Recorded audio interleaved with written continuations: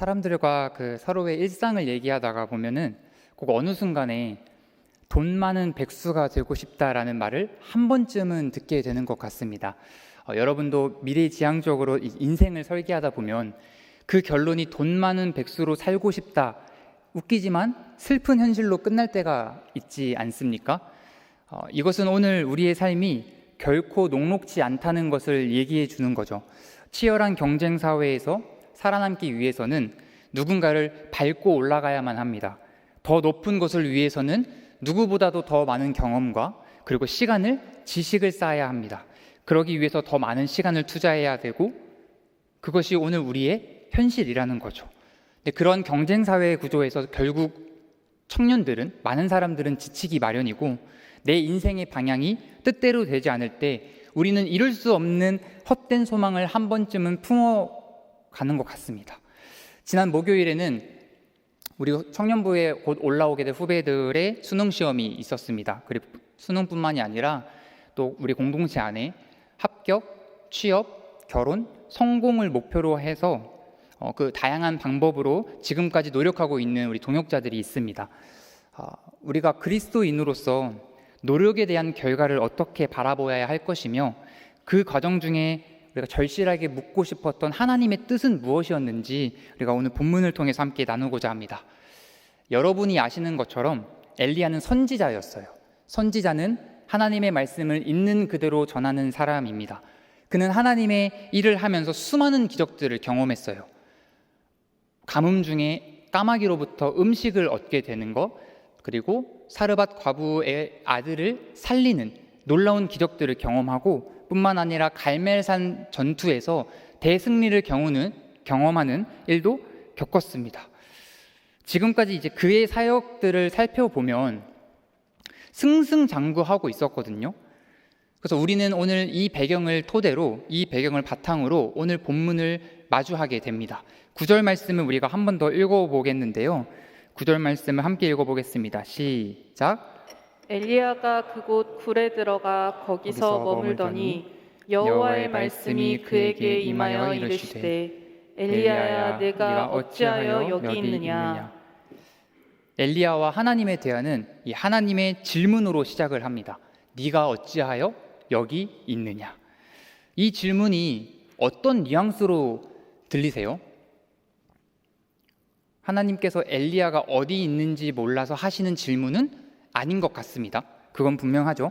근데 지금 엘리야가 왜 거기 있는지 묻고 계시는 거예요. 근데 그 질문에는 조금 부정적인 표현이 섞여 있는 것처럼 들립니다. 그리고 하나님께서는 13절에도 오늘 방금 읽은 9절의 말씀과 똑같은 말로 엘리야에게 질문을 하셨어요. 성경에 같은 말이 반복된다는 것은 무엇을 의미하시는지 아시죠? 강조를 의미합니다. 지금 강조를 하고 싶은 거예요. 지금 네가 머물 곳은 이곳이 아니다 라는 것을 지금 강조하고 계시는 겁니다. 그렇다면 엘리야가 머물고 있는 곳은 하나님께서 의도하신 길이 아니라는 것을 우리가 알 수 있어요. 엘리야는 자기가 스스로 정한 길, 내가 가고자 하는 길, 내가 가고 싶은 대로 행동하고 있다는 것을 우리는 본문을 통해서 확인을 할 수 있습니다. 하나님의 일을 하는 선지자가 그의 사역지인, 자기가 해야 할 사역지를 벗어나는 모습을 지금 우리는 보고 있어요. 그렇다면 엘리야는 지금 어디에 머물고 있었습니까? 그리고 하나님은 왜 이처럼 부정적인 어조로 엘리야에게 묻고 있는 걸까요? 본문을 보면 엘리야는 어떤 굴에 들어가 있었다고 합니다. 더 정확하게 8절을 보면 그는 호렙산에 있었어요. 여러분, 호렙산 어딘지 아시죠? 신의 산이라고 하는 그곳은 모세가 하나님의 영광을 보았던 곳입니다. 하나님의 임재를 상징하는 장소가 바로 호렙산, 신의 산이었습니다. 그렇다면 엘리야는 지금 그 하나님의 임재가 가득한 호렙산에 찾아가서 하나님을 만나기 위해서 찾아갔던 것일까요? 어떤 연유로 엘리야는 호렙산까지 오게 되었을까요?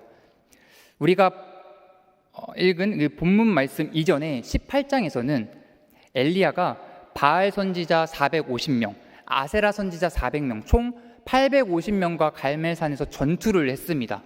하나님이 진짜 신인지 아니면 그들이 믿고 있는 바알이 진짜 신인지를 겨루기 위해서요. 제단을 쌓고 그곳에 송아지를 잡아서 제사를 드리면 진짜 신이 나타나서 그곳에 놓인 제물을 받을 거라는 거죠. 근데 바알의 제단에는 아무런 변화도 일어나지 않았습니다. 그러나 엘리야의 제단에는 하나님께서 불로 역사하셔서 제물을 받으셨어요. 그 광경을 바알과 아세라 선지자뿐만 아니라 모든 이스라엘 백성들이 봤고요. 그리고 이스라엘의 왕 아합, 그도 그 광경을 목격했습니다. 그렇게 하나님의 살아계심을 모두가 경험하는 대승리를 거두었어요. 그런데 이 축제의 분위기였을 것만 같은 이 사건에 청천벽력 같은 소리를 엘리야가 듣게 됩니다. 아합의 아내 이세벨이 엘리야가 지금까지 했던 모든 소식들을 듣고 그를 죽이겠다고 위협을 한 거예요. 생명의 위협을 느낀 엘리야는 북이스라엘에서 가장 남쪽에 있는 브엘세바를 거쳐 광야까지 도망을 갔습니다. 그리고서는 열왕기상 19장 4절에서 하나님께 이렇게 토로했습니다. 여러분이 한번 읽어주세요. 시작. 자기 자신은 광야로 들어가 하룻길쯤 가서 한 로뎀나무 아래에 앉아서 자기가 죽기를 원하여 이르되 여호와여 넉넉하오니 지금 내 생명을 거두시옵소서. 나는 내 조상들보다 낫지 못하나이다 하고. 지금 엘리야는 뭐라고 해요? 죽고 싶대요. 엘리야의 말과 그가 보인 행동은 조금 다르지 않습니까? 진짜 죽고 싶었으면 이세벨과 끝까지 싸워서 당당하게 맞서 싸워서 거기서 죽었으면 더 좋았을 것을 이세벨에게 도망가 놓고서는 지금 죽고 싶다고 또 얘기를 하고 있는 거예요. 우리도 이런 표현 자주 사용하지 않습니까? 죽고 싶다는 얘기 너무 많이 하잖아요. 너무 쉽게 얘기하잖아요. 근데 이게 진짜 죽고 싶어서 하는 얘기일까요? 하기 싫어서 하는 거잖아요. 내가 그만큼 하기 싫어서 하는 얘기가 죽고 싶다라는 표현을 하는데 다 내려놓고 싶다. 지금 엘리야가 그런 심정으로 얘기를 하고 있는 것입니다. 엘리야는 지금까지 자신의 사역을 돌아보면서 하나님께 원망을 하고 있습니다. 지금 자기 자신에 대한 자기가 처한 문제가 하나님께 있다고 따지고 있는 거예요. 아니, 내가 하나님의 일을 엄청 열심히 했고 내가 하나님의 일을 맡은 선지자였는데 그렇게 열심히 사역을 하다 보니까 내 기적도 경험했고 저 바알의 선지자들, 그 사람들을 물리치면서 내가 이 절정에 올라가고 클라이막스에 올라가서 이제 결정타를 날리면 되는데 하나님, 이세벨이 왜 갑자기 뜬금없이 나타나는 거죠? 왜 제 사역에 브레이크를 거시는 거죠? 그렇게 하나님, 이게 하나님의 뜻입니까? 라고 묻고 있는 것입니다. 하나님께 투정을 부리고 있는 거예요. 그리고서는 저는 지금 할 만큼 했으니까 이제 더 이상 선지자 못하겠습니다. 그렇게 하나님께 선언하고 있습니다. 우리 여기에 가슴 한편에 사직서를 품고 일하시는 우리 직장인들 여기에도 계실 것 같습니다. 딱 엘리야가 그런 심정으로 지금 하나님께 투정을 부리고 있는 거예요. 엘리야가 어떤 의도로 얘기하고 있는지 아시겠습니까? 그는 이미 그가 살고 있는 이 시대에 자기가 중요한 사람이 되어버렸어요. 내가 모르는 사이에 역사의 중심이 자기 자신이 되어버렸던 겁니다. 그는 하나님이 계셔야 하는 자리에 자기가 앉아 있다는 것을 전혀 눈치채지 못하고 있습니다. 그런데 사람이라면 충분히 그럴 수 있지 않을까요? 분명히 내 인생 가운데 놀라운 기적과 하나님의 일하심을 경험했어요. 불로 역사하셨고 850명 앞에서 자신의 손을 들어주신 그 하나님을 경험했습니다. 그렇다면 이 사역의 마침표를 꼭 찍어야 된다고 생각하지 않았을까요? 그런데 기다리는 것은 한 여자로부터 오는 위협이었어요. 엘리야의 입장에서 이것은 자신이 생각했던, 자신이 기대했던 바와는 완전 달랐던 거예요. 그리고 그 끝을 맺지 못하게 하시는 하나님을 원망하고 내게 주어진 사명, 이제 더 이상 못하겠다. 손을 놓고 그렇게 마음도 떠버린 것입니다. 그래서 광야로 들어가서 이 모든 문제가, 근본적인 원인의 문제는 하나님께 있다고 탓을 돌리고 있는 거예요. 그런데도 하나님께서는 이 엘리야를 포기하지 않으셨습니다. 엘리야를 찾아가서 천사를 보내주시고 토라져 있는 그를 일으켜 세워주셨습니다. 지쳐있는 그의 육신과 마음을 위로하셨습니다. 그렇게 떡과 물을 먹은 엘리야는 40주 40야를 지나서 도착한 곳이 바로 호렙산이었어요. 근데 우리가 여기서 오해하지 말아야 할 것이 있습니다. 엘리야가 하나님으로부터 회복되고 이제 정신 차리고 호렙산으로 갔구나라고 생각하시면 안 된다는 거예요. 엘리야가 있었던 광야는 브엘세바에서 하루길쯤 되는 거리였습니다. 그리고 브엘세바에서 호렙산까지는 300km 정도 된다고 해요. 그러면은 꾸준하게 걸었을 때 15일 정도, 보름 정도 걸리는 거리거든요. 근데 엘리야는 지금 40일이 걸렸다고 얘기합니다. 40일. 15일 만에 갈 수 있는 이 거리를 40일 만에 갔다는 거, 여러분 이해가 되십니까? 어떻게 하면은 40일 만에 갈 수 있는 거죠? 이 거리를? 그는 똑바로 가지 않았다는 거예요. 그는 빙글빙글 돌아가면서 목적지에 곧바로 가지 않았다는 것을 이야기합니다. 엘리야의 머릿속에는 온갖 근심과 걱정이 가득한 상태로 호렙산까지 갔다는 거예요. 이 엘리야의 모습을 보면 우리가 가나안 정탐 이후에 불순종하고 40년 동안 광야를 떠돌아다녔던 이스라엘의 모습을 연상하게 합니다. 성경은 이들의 모습이 방황하는 자 같다고 했어요.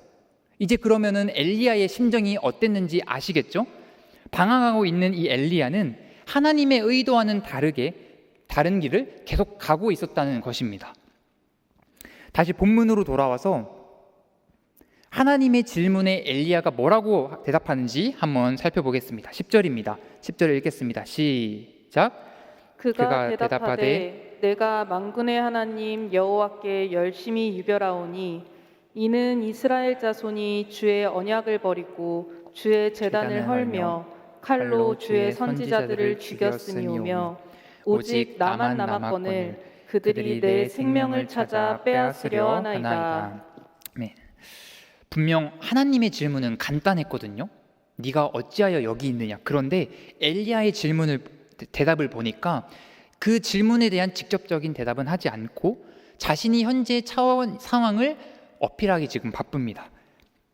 엘리야는 자기가 여호와를 위해서 얼마나 열심을 품고 있었는지를 강조하기 바빠요. 특히 하나님을 만군의 하나님 여호와라고 부르고 있죠.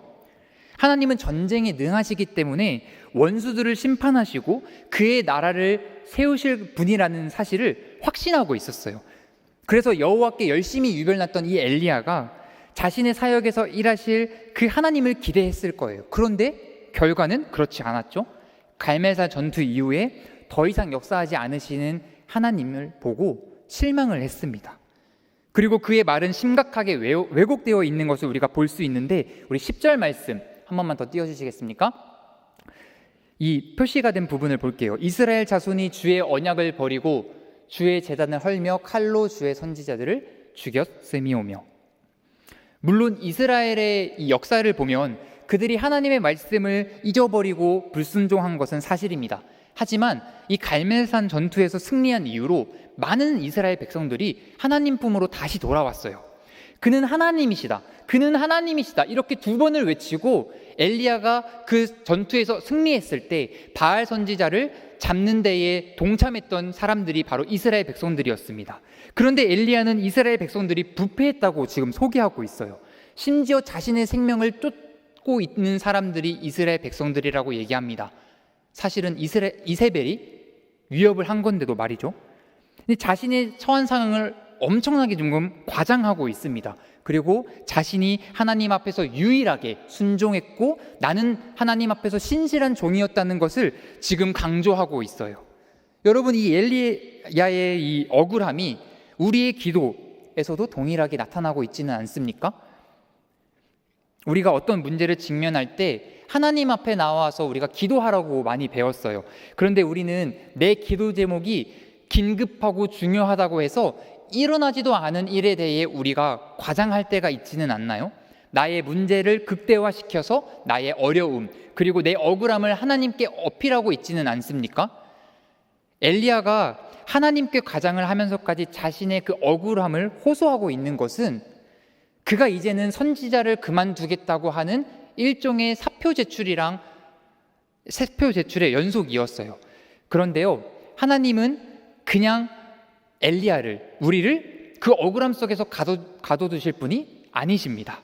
우리를 그냥 죽게 내버려 두실 분이 아니시란 말이에요. 만약 하나님께서 엘리야의 사표를 받으셨다면은 그것은 이세벨의 승리였고 바알의 승리를 인정하는 셈이 되어버리는 것이겠죠. 이렇게 계속해서 방황하고 더 이상 못하겠다며 투정 부리는 엘리야를 하나님께서는 어떻게 다루셨을까요? 이제 우리에게 너무나 친숙하고 유명한 잘 알려진 말씀이 등장합니다. 지금까지 토라져서 동굴 밖에서 나오지 않던, 꿈쩍도 않던 그 엘리야에게 하나님께서는 굴 밖으로 나오라고 말씀하셨어요. 그리고서는 이 황소고집을 갖고 있던 이 엘리야에게 더 이상 말씀이 아닌 다른 방법으로 나타나셨습니다. 먼저 크고 강한 바람, 지진, 불, 그것들을 엘리야에게 보여주셨습니다. 여러분, 이 세 가지가 어떤 것을 상징하는지, 어떤 것을 표현하는지 아십니까? 이 세 가지는 구약에 하나님의 임재를 상징했습니다. 하나님이 이스라엘 백성들에게 자신을 나타내실 때 보여주신 현상들이에요. 그런데 하나님께서 이번에는 엘리야에게 나타내실 때 그 현상들에게서 자신을 나타내지 않으셨습니다. 특히나 최근까지만 해도 엘리야에게 이 불은 정말 큰 의미를 가지고 있었습니다. 잊을 수 없는 이 사역의 현장을 우리가 열왕기상 18장 37절에서 38절에서 찾아보겠는데요. 제가 37절, 여러분이 38절을 읽겠습니다. 제가 먼저 읽습니다. 여호와여, 내게 응답하옵소서, 내게 응답하옵소서. 이 백성에게 주 여호와는 하나님이신 것과 주는 그들의 마음을 되돌이키심을 알게 하옵소서 하매. 이에 여호와의 불이 내려서 번제물과 나무와 돌과 흙을 태우고 또 도랑의 물을 핥은지라. 아멘. 앞서 일어난 이 갈멜산 전투에서 완승을 거둘 수 있었던 이유는 하나님께서 응답하신 불이었습니다. 그런데 이번에는 하나님께서 그 불 가운데서도 계시지 않으셨어요. 그냥 지나쳐 버렸습니다. 그리고 나서 하나님이 어디에서 자신을 드러내시냐면 12절에 불 후에 세미한 소리가 있는지라. 여러분, 세미한 소리가 어떤 소리인지 아십니까? 지금 이 소리 같은 거예요. 국어사전에서는 이 단어를 매우 가늘고 작다라고 정의를 합니다. 정확한 의미를 파악하기 위해서 이 히브리 원어로 보면 두 개의 단어가 하나의 의미를 만들어내고 있는데요. 한 단어는 고운 가루처럼 섬세하다라는 뜻이 있고, 또 다른 단어는 고요하고 조용하다라는 의미가 포함되어 있습니다. 그래서 다른 번역 성경에서는 이 세미한 소리를 어떻게 번역하냐면 부드럽고 조용한 소리, 여린 소리, 속삭임, 침묵의 소리, 이렇게 번역을 했어요. 이렇게 다양한 번역들을 자세히 보면 공통점이 하나 보이거든요. 그것은 집중하지 않으면 들리지 않는 소리가 바로 이 소리라는 거예요. 마치 집안일을 할 때는 잘 들리지 않던 모기 소리가 꼭 잠을 자려고 누울 때면은 너무 크게 들리지 않습니까? 그리고 불을 켜고 잡으려 그러면은 없어요. 숨었어요. 그래서 다시 잡기 위해서 불을 끄고 집중하는 우리의 모습들, 이것과 같이 우리가 가만히 귀를 기울여야만 들리는 소리가 오늘 성경에 나오는 세미한 소리의 의미가 되는 것입니다. 왜 하나님은 세미한 소리에서 자신을 드러내셨을까요? 지금까지 엘리야는 자신의 인생에서 하나님의 임재 현상을 연속적으로 그리고 점진적으로 경험했습니다. 그것이 바람처럼 불처럼 강력한 역사였기 때문에 엘리야의 상태는 클라이막스를 향해 달려가고 있었어요. 그래서 하나님의 역사하심은 이보다 더 작을 수 없다고 생각을 했던 것 같아요. 그때 하나님은 극히 대조되는 모습으로 나타나셔서 엘리야에게 말씀하시는 거예요. 네가 바람처럼 불처럼 일할 수도 있지만, 내가 바람처럼 불처럼 일할 수도 있지만 내가 항상 그런 것에서만 일하는 것은 아니야. 네가 생각하는 것보다 난 정말 사소한 것에서도 너랑 함께하고 있어. 이 하나님의 역사는 어디에서나 동일하게 나타나는 것을 지금 알려주고 있었던 것입니다. 이런 하나님의 의도에 엘리야는 아직 정신을 못 차리고 마음의 결정을 하지 못한 것 같아요. 그래서 하나님은 한 번 더 엘리야를 부르시거든요. 그래서 13절에 네가 어찌하여 여기 있느냐라고 질문을 하시죠. 이 질문을 9절에서 우리가 살펴봤던 질문처럼 부정적이거나 엘리야를 힐책하는 것이 절대 아닙니다. 왜냐하면 엘리야는 바람과 불 가운데서 역사하시는 하나님뿐만 아니라 그 세미한 소리에도 하나님이 계시다는 것을 알고 있었기 때문이에요. 그래서 겉옷으로 자신의 얼굴을 가리고 있었던 겁니다. 그렇다면 이 하나님께서 두 번째 질문을 하신 의도는 이런 거 아닐까요? 엘리야, 이제 생각을 좀 해봤니? 네가 생각했던 그 강력한 것뿐만 아니라 집중하지 않으면 들리지 않는 소리에도 내가 너와 함께하고 있는데 이제 그 소리에 반응하지 않겠니? 그런데 이 질문 앞에 엘리야는 똑같은 대답을 하는 거예요. 아직도 그의 마음에는 확신이 없었습니다. 그래서 머뭇거리고 있는 거예요. 이 엘리야의 말씀을 묵상하면서 제 모습을 많이 좀 돌아봤습니다. 최근 청년 비전 컨퍼런스를 준비하면서 많은 청년들이, 많은 사람들이 이 자리에 함께하면 좋겠다라는 생각을 했었거든요. 그런데 제가 이제 엘리야 못지않은 열정을 가지고 제가 다니고 있는 대학원에 많은 전도사님들이 계시니까 좀 도움을 받고자, 초청을 하고자 행정실이나 강의동이나 그렇게 여러 곳곳에다가 포스터를 붙이고 홍보를 했어요. 근데 홍보를 붙여도 꼭 안 보는 사람이 있잖아요. 그래서 톡방이나 그리고 반장님들에게 할 수 있는 이제 홍보물을 보냈습니다. 그럼 어쩔 수 없이 한 번은 좀 보거든요. 이제 1학년부터 3학년까지 한 1000명의 전도사님들이 계시니까 그래 어느 정도 이 1000명에게 소식이 들렸으니 문의사항 정도는 또 많이 들어오겠지, 또 신청자도 많이 들어오겠지 하고 있었습니다. 그런데 역시나 제 기대와는 다르게 이제 흘러가고 있었던 거예요. 그렇게 생각보다 많은 사람들이 문의하지 않았던 겁니다. 그래서 하나님께 따졌죠. 제가 이렇게 열심히 홍보하면 뭐합니까? 하나님께서 지금 도와주고 계시지 않는데 제가 어떻게 이 사역을 감당할까요? 그렇게 따졌던 저의 모습을 봤는데 그 당일날 이 컨퍼런스를 준비하면서 그 모습이 감사로 좀 바뀌게 되었습니다. 보니까 적은 인원이더라도 그래도 많은 인원들이 왔고요. 그 안에서 정말 공감을 하고 나누는 모습에 하나님, 이거라도 진행할 수 있어서 참 감사합니다라는 마음을 가졌습니다. 이렇게 이제 제 기준과 욕심대로 사역을 준비하려고 했던 제 모습과는 다르게 엘리야는 아직 이 자리에서 인정을 하고 있지 않은 것 같아요.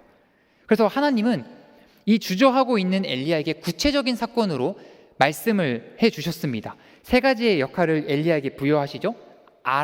아람의 왕 하사엘과 이스라엘 왕 예후와 엘리야의 후계자 엘리사에게 기름을 부어 세우라는 것이었습니다. 확실히 기름 붓는 일은 엘리야가 생각했을 때 그렇게 기대했던 바람과 불처럼 강력한 것은 아니잖아요. 근데 하나님이 웅장한 사역의 현장이 아니라 그의 계획과 하나님의 계획과 사역은 절대 멈추지 않는다는 것을 지금 엘리야에게 가르치고 계시는 거예요. 그리고 하나님의 계획은 그 엘리야의 생각보다 훨씬 더 크고 넓으셨다는 것을 말씀해 주십니다. 하나님은 엘리야에게 이스라엘의 왕에게만 기름을 부으라고 하지 않으셨어요. 아람의 왕, 이방의 왕에게도 기름을 부으라고 하신 것은 이방 땅에도 하나님의 통치가 임한다라는 것을 지금 엘리야에게 말씀해 주고 있는 것입니다. 이게 바로 하나님이 이 세상을 주관하시고 만물의 주관자시며 하나님의 절대적인 주권을 지금 말씀하고 계셨습니다. 아무리 세상이 험하고 어두운 면만 남았다 하더라도 하나님은 결코 침묵하지 않으셨어요. 오히려 이미 그 다음을 보시고 그것을 위해서 다음을 새로운 세기를 열어놓고 계셨습니다. 이 계획을 구체적으로 엘리야에게 지금 보여주셨어요. 그리고 마지막으로 엘리야에게 7,000명을 말씀하시지 않습니까? 7,000명을 남겨주겠다고 말씀하신 것은 왜 말씀하셨을까요? 이거 너 혼자 감당할 일 아니야. 내가 더 많은 동역자들을 너에게 붙여줄게? 아니요. 이거는 네 사역이 아니라 바로 내 사역이야.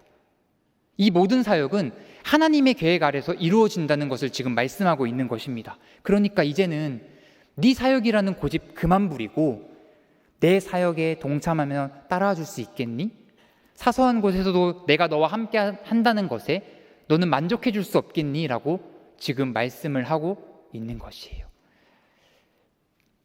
말씀을 정리하려고 합니다.